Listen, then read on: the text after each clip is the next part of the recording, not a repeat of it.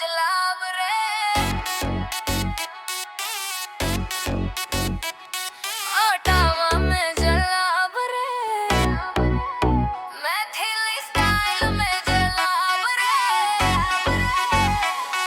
Ottawa में जला आँख से आग बरसाव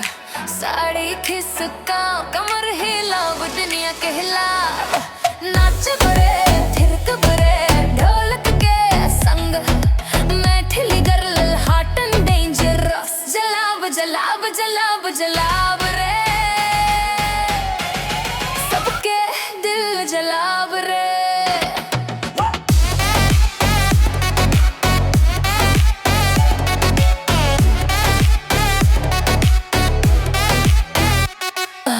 कजरवा गाड़ा लिपस्टिक चमकाओ दीपने को लाऊं जो कर्व्स के सब देख ले हाई हील में चलब एडिटेड फुल ऑन नजर मिलावेला तुरंत दिल ले घुंघरू बाजे पायल झनकाओ जब हम नाचब पूरा गांव हिल जाओ सिर पर चुन्नर कमर में कमर होठवा बढ़ाओ टेम्परेचर चढ़ाओ कोई रोक ना सके हम तो आग छी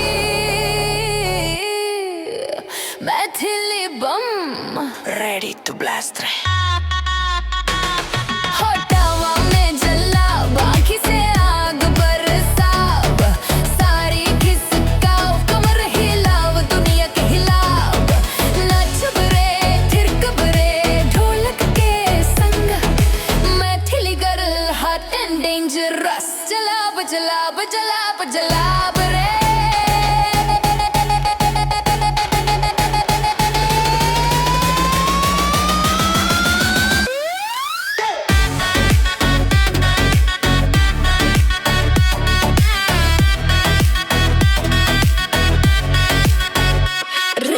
रात के अंधियारी में लाइट में चमक रेड साड़ी में स्वेट में बॉडी ग्लो कर बाल उड़ाव बाइज में ब्यूटीफायर हर लड़का कहे ये तो एंटायर ढोलक बाजे बेस ड्रॉप होई हम नाचब जका स्टेज आग लग जाए देखे तो छीना